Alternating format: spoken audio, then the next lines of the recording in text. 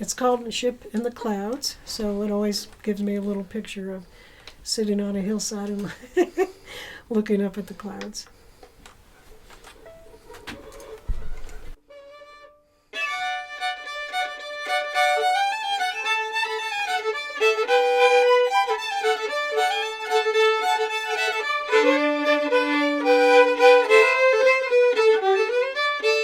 Well, my name is Betty Vornbrock, and a quick version is that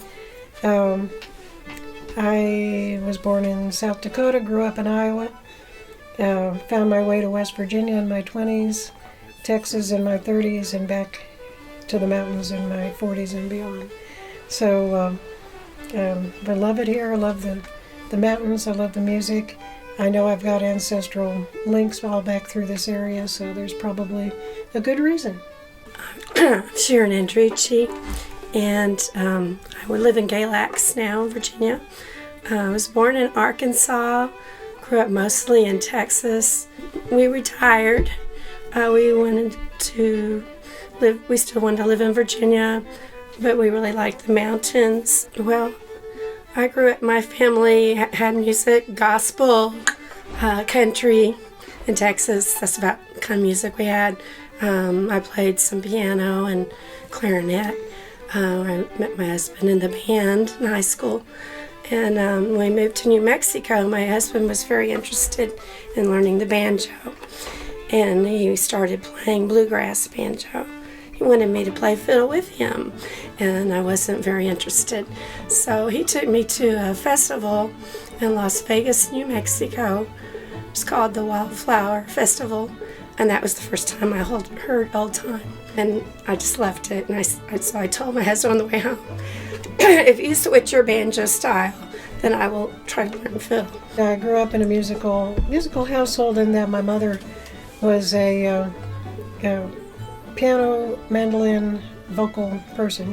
So she got us all started playing piano and then encouraged us into whatever instrument we wanted. And so I became aware of the West Virginia old traditional music scene, mountain music scene, while also learning all different kinds of music with my contemporaries. And so we traded tunes, we traded music. If we were all gathering to have a party, we were bringing whatever instruments we had, we were making music. We were bad, we were good, we were okay. Some of us were great. And it was just all about sharing. And that's still the more important thing to me, is how people come together and play together and share. Run the Buffalo, I believe, started maybe 5 or 6 years ago, right when we moved here. And because I think we went to the first one. Either it was at Malcolm's house or it might have been at the Wild Goose Church. There are a lot of jams and music events in this area, of course, but this is one where it's only in the non-festival months because we're very busy in the summer with all the festivals. So, but we want something in the winter, so started, I think it's once a month, whoever wants to host a jam. And whoever hosts the jam, the people that live closer to them usually go to that jam. So, and the name came from? Came from the mountain, Buffalo Mountain, and the people that live around that mountain. So looking back on it, it really does kind of go right along with what, at the time, I would have called the elders had done in their younger days to find the music also. People within the family, people within the community, and then those that were really avid about it would make whatever it took for them to get to another county or another person's home to learn or to collect a tune that they had heard that person play, and and they'd have to learn it by hand, by ear. Once I did get to spend time with the older fiddlers of that region, it became what they passed on to us was pass it on. You know, happy to share, happy to show you what I know, happy to, give you the music, but please pass it on.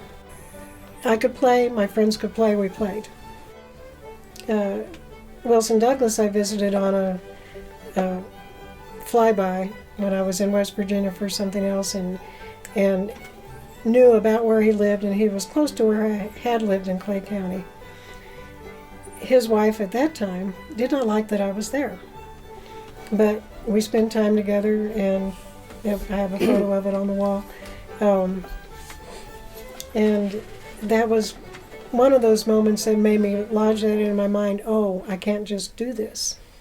I have to be careful. So yeah, there was a blockade just by my gender.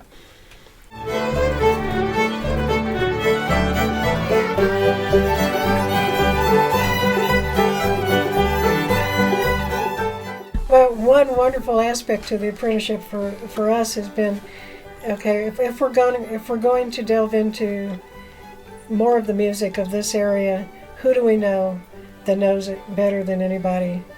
And that would be Alice Gerard. Alice was very helpful at telling us the other women that she knew of, but she also reiterated what we understood was that there were just not that many fiddlers, and they were not collected, taped, filmed, and documented in any way that we could really find out that much for this area. This was from Sarah Singleton in West Virginia, and she was the one who, she also, let's see, she died I think before 2000, and she was in her 80s when she passed. And I got to know her really just the last 15, 20 years of her life, but didn't get much chance. I never did visit her at home, but every place I saw her in West Virginia, we would, and her granddaughter, or her daughter actually, her daughter wanted me to learn this tune. After she passed and we'd run into her family, she said, "Have you learned Hell Amongst the Yearlings yet?" No, but I will. And so this is one, I really like it. It's got unusual bowing for any of the versions of this tune. And so it's really kind of a special to her sound, and it's it's just a very interesting little tune. So we'll see what happens with this.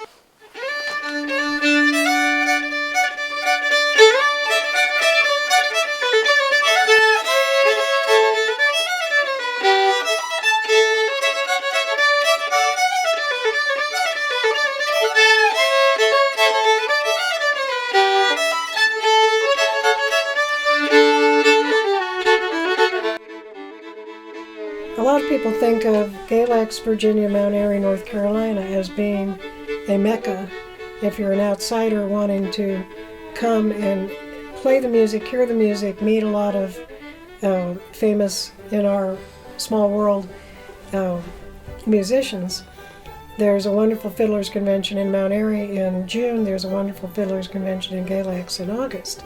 But it's different from other places where people can have a bar or a restaurant that they go to regularly and hear somebody presenting music. So we're not as used to, the local population is not used to being played to. You're being part of it, or you're at the Rex Theater. That's one of those places that then grew out of a need from the musicians to have a place. People are very open Yeah. at Galax. Yeah. You know, people. You always feel like, you can walk the aisles, and if you get drawn into somewhere, if you're being polite, you don't like just sit down and start playing, but you can, hang around the edges for a little bit, and if somebody says, "Hey, do you play that thing? Have a seat," then that's fine. But that's kind of what my springboard was. It was a bunch of people who shared the music, and that's still the more important thing to me, is how people can come together and play together and share.